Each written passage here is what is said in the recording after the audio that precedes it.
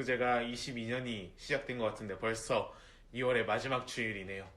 2월에 이제 좀 중요한 소식이 있는데 대학부에서 함께 했던 우리 규원이가 2월 21일에 입대를 했습니다. 규원이가 가기 전에 우리 대학부에게 짧은 영상 편지를 찍었는데 우리 먼저 보고 올까요? 안녕하세요. 저는 다음 대학부 5기 신교원입니다. 제가 오늘 16일 수요일인데 다음 주 월요일 날 군 입대를 하게 되어 이렇게나마 영상으로 인사를 하려고 이렇게 찾아뵙게 되었습니다. 교회를 지금 중3인가? 중2 때부터 다녔으니까 거의 한 7년? 8년? 이렇게 다니고 있는데 이렇게 오랫동안 못 보고 이렇게 마지막에 가게 돼서 너무 아쉽고요. 그동안 되게 교회에서 즐거운 추억도 많았고 되게 재밌게 지냈었는데 이제 또 오랫동안 못 볼 생각하니 눈물이 앞을 가립니다.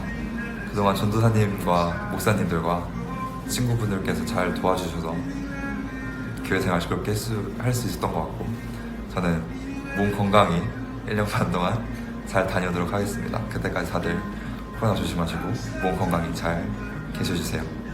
그러면 다음에 뵙겠습니다. 네, 우리 이번에 입대한 우리 규원이 그곳에서 다치지 않고 건강하게 잘 전역할 수 있도록 또 그곳에서 좋은 선임, 좋은 후임, 좋은 사람들 만나고 신앙생활도 잘 할 수 있도록 우리 기도해 주시고 또 편지를 써주면 좋을 것 같아요. 혹시 편지를 쓰고 싶은데 어떻게 써야 할지 잘 모르겠다 그러면 저한테 연락을 주세요. 그러면 제가 알려드릴게요. 자, 그러면 오늘은 사도신경 13번째 시간 성령을 믿사오며입니다. 짧은 시간 동안 성령님에 대해서 나누기는 힘들어서 오늘은 성령님은 어떤 일을 하시는지에 대해서 한번 나눠봤으면 좋겠습니다. 우리가 살아가면서 느끼는 것 중에 하나는 바로 우리의 인생에 인도자가 있었으면 좋겠다라는 생각이 들 때가 있을 것입니다. 우리가 살아가면서 내가 생각지도 못했던 일들을 우리는 만날 때가 있죠. 나는 정말 열심히 노력하며 정직하게 살아가려고 하는데 내 잘못이 아닌데도 실패를 만날 때가 있고 사고를 만날 때가 있죠. 정말 다양한 사건과 사고, 장애물들을 만날 때가 있습니다. 어렸을 때는 우리 주변에 나를 인도해 주시는 분들이 있었죠. 부모님을 비롯해서 선생님, 선배들, 아니면 여러 어른들이 있었을 거예요. 근데 그들의 인도를 보면 제한적이었고 꼭 필요한 결정적인 순간에 곁에 없었던 적이 있죠. 아니면 저에 대해서 잘 모르는데 인도를 하시는 분들이 있어요. 그리고 그들의 인도를 따라가다 보면 이 길이 아닌데 하며 실망할 때도 있었을 거예요. 그리고 나이가 점점 들어 어른이 되면 자신의 길을 잘 알까요? 네. 제가 어렸을 때 한 결혼한 30대 분들을 보면 정말 어른 같고 잘 알고 있는 것 같았는데 막상 제가 그 자리에 오니 어디로 가야 하며 또 어떤 선택을 해야 되는지 책임을 지고 결정해야 하는 그 상황에서 확신이 서지 않을 때가 많이 있는 것 같습니다. 어떤 분이 이런 말씀을 하셨는데 높은 사람이 되면 어른이 되면 흔들리지 않는 것이 아니라 흔들린다고 말을 하지 못할 뿐이다 라고 이야기를 하셨는데 너무 공감이 되는 말인 것 같아요. 그렇기 때문에 나이가 적던 나이가 많던 누구나 나의 인생에 있어서 인도자가 있었으면 좋겠다라는 생각을 가지게 됩니다. 우리 친구들의 삶에 있어서는 나의 인생을 책임지고 바른 길로 인도해 주시는 분이 있나요? 우리 로마서 8장 14절 말씀을 함께 읽어볼까요? 네, 시작. 무릇 하나님의 영으로 인도함을 받는 사람은 곧 하나님의 아들이라. 아멘. 하나님의 영으로 인도함을 받는다. 하나님의 아들의 특징이 뭐라고 나와 있어요? 하나님의 영으로 인도함을 받는다라는 거예요. 다시 말하면 성령님이 우리의 인도자가 되신다는 거죠. 그래서 요한복음 16장 13절의 말씀을 보면 그러나 진리의 성령이 오시면 그가 너희를 모든 진리 가운데로 인도하시리니 라고 말씀하고 있어요. 성령님께서 진리 가운데로 인도하게 될 것이다. 우리가 필요한 하나님의 뜻이 무엇인지 알려주실 것이다. 인생의 갈림길에서 서 있을 때 길을 잃고 방황할 때 진짜 길이 이 길이라고 말씀해 주시는 분이 성령님이시다라는 거죠. 성령님이 우리를 진리 가운데로 인도해 주신다고 말씀하고 있습니다. 그럼 구체적으로 성령님께서는 우리를 어떻게 인도하실까요? 우리는 성경 말씀을 통해 들려주시는 성령님의 음성을 들어야 합니다. 우리가 예수님을 알 수 있는 방법이 두 가지가 있는데 그것은 바로 성경과 성령님입니다. 먼저 성경을 통해 우리는 예수님이 누구인지 알 수 있죠. 예수님의 일생에 대해서도 알 수 있고 예수님의 가르침에 대해서도 알 수 있으나 이 성경을 이 책으로만 읽으면 그냥 책으로 끝나죠. 하지만 성령님께서 이 성경을 통해 하나님의 뜻이 무엇인지 나에게 지금 필요한 말씀을 들려주시고 어디로 가야 할지 모르는 길에서 갈 길을 인도해 주시고 상해 있는 우리의 마음을 절망과 두려움에 지친 우리의 마음을 회복시키시고 힘을 주시는 분이 성령님이십니다. 이걸 가리켜 하나님의 음성을 듣는다라고 이야기를 하죠.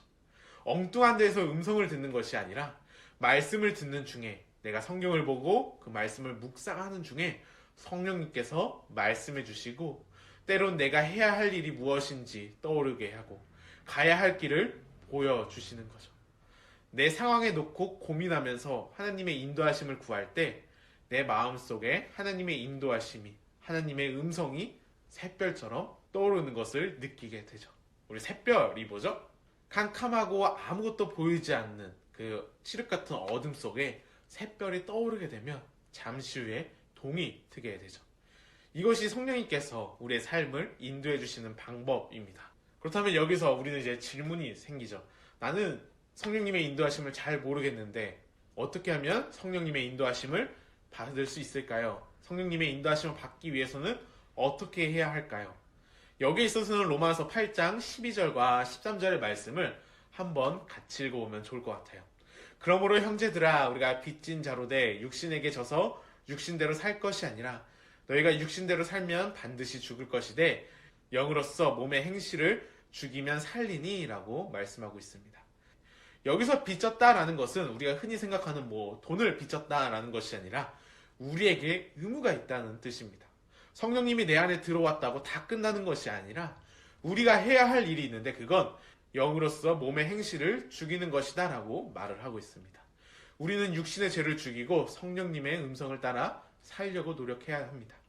우리 로마서 8장 5절에 보면은 육신을 따르는 자는 육신의 일을 영을 따르는 자는 영의 일을 생각하나니 여기서 생각이 무엇이냐면 마음을 쓴다, 눈을 고정시킨다, 관심을 집중한다, 추구한다 라는 뜻입니다. 우리가 육신의 일에 관심을 가지고 마음을 쓰느냐 아니면 영적인 일에 관심을 가지고 마음을 쓰느냐 여기에 달려있다라는 말입니다. 우리 창세기에 보면 노아라는 사람을 알 겁니다. 그 당시 사람들은 어땠죠? 먹고 마시고 장가가고 시집 가는 데에 관심을 가졌다가 하나님의 심판이 오는 것을 몰라 죽게 되었죠. 엘리 제사장이라는 사람이 있는데 그는 자기의 자녀를 소중히 여겨 그의 온 집안이 결국 멸망하게 되었어요. 우리가 잘 알고 있는 이스라엘의 초대왕 사울은 하나님이 나를 어떻게 보시는가 보다 사람들이 나를 어떻게 보는가에 자신의 체면을 생각하여 나중에 어떻게 되죠? 하나님에게 버림받게 되죠. 그렇다면 우리들은 어떤가요? 내 삶은 어떤가요? 혹시 하나님께서 지금도 이 시간에도 계속해서 말씀해 주고 계시는데 이 땅의 것에 언젠간 무너지고 사라지는 것에 너무 마음을 쏟고 집중하고 있지 않나요? 하나님보다 사람들의 모습에 더 신경 쓰고 있지 않나요? 그렇다면 지금도 살아계셔서 우리 속에서 말씀을 통해 우리에게 말씀하시고 인도하시는 그 성령님의 음성에 귀를 기울이며 늘 말씀과 묵상과 기도를 통해 성령님의 인도하심을 받고 복된 삶을 살아가는 우리가 되기를 소망합니다.